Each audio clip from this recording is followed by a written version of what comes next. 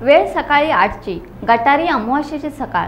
काळ्या ढगांनी आकाशात केलेली गर्दी, समुद्राला उधाण, भल्या मोठ्या लाटांचा तांडव, सोसाट्याचा वारा। अशा भयाण समयी सुमारे 850 प्रवाशांना घेऊन निघालेली एक बोट समुद्राच्या लाटांच्या तडाख्यात सापडते आणि मुंबईपासून 9 सागरी मैलावर काशाच्या खडकाजवळ वादळात आपटून फुटते। त्यानंतर उठतो तो एकच आकांत, मोठमोठ्या असह्य किंचाळ्या आणि प्राण वाचवण्यासाठी चाललेला आटापिटा।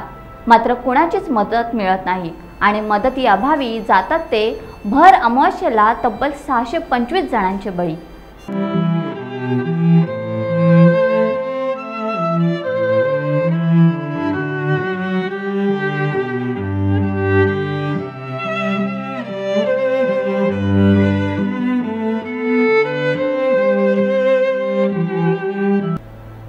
ही कहाणी आहे 17 जुलै 1947 साली अर्थात गटारी अमावास्येच्या सकाळी बुडालेल्या रामदास बोटीची। ही दुर्घटना म्हणजे भारताच्या सागरी इतिहासातील ही सर्वात मोठी बोट दुर्घटना। जहाज अपघातामध्ये सर्वात जास्त चर्चा असते ती म्हणजे टायटॅनिक बुडाल्याची, पण मुंबईत देखील असा एक भीषण जहाज अपघात झाला होता। यामध्ये 625 प्रवाशांनी आपला जीव गमावला होता। रामदास बोट ही अतिशय अलिशान अशी 1000 प्रवाशांची क्षमता असलेली बोट होती। रामदास बुडाली त्यावेळी तिच्यात 48 खलाशी, 4 अधिकारी, हॉटेलचे 18 कर्मचारी आणि अधिकृत 673 उतारू होते।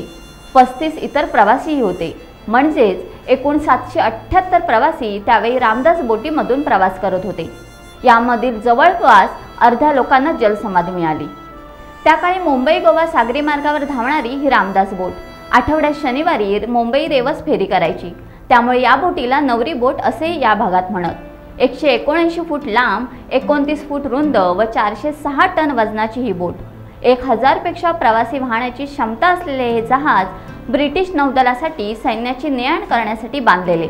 परंतु दुसरे युद्ध समाप्तीमुळे 1942 मध्ये ब्रिटिश सरकारकडून भारतातील बॉम्बे स्टीम नेव्हिगेशन कंपनीने कोकण किनारपट्टीवर प्रवाशासाठी ही बोट विकत घेतली। तसे पाहिल्यास एखाद्या रूटची प्रवाशांना नेहमीच सवय असते, अशी स्थिती त्या काळी रामदास बोट प्रवाशांमध्ये होती। रेवस, सासवणे आदी खारेपाट परिसरातील भूमिपुत्र भाजीपाला मुंबईला घेऊन येत व विक्रीनंतर दुसऱ्या दिवशी सकाळी या बोटीने घरी जात। तो दिवस होता गटारी अमावास्येचा। या सणाला कोकणात अनन्यसाधारण महत्त्व।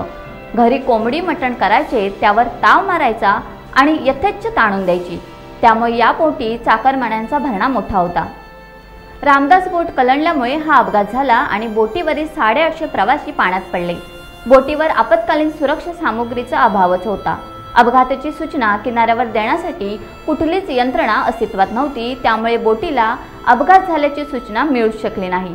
मदतीसाठी कोणीही येऊ शकले नाही, त्यामुळे दुर्घटनेत तब्बल 625 जणांचा बुडून मृत्यू झाला।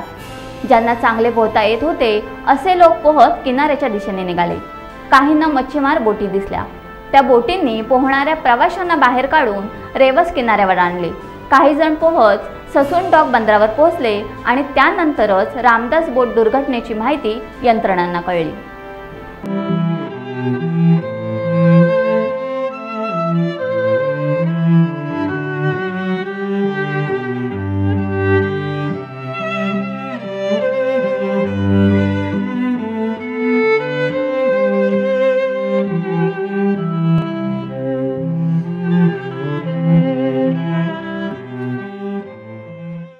टाइम्स डिजिटलला लाईक करा, शेअर करा, सबस्क्राईब करा आणि बेल आयकॉन दाबायला विसरू नका।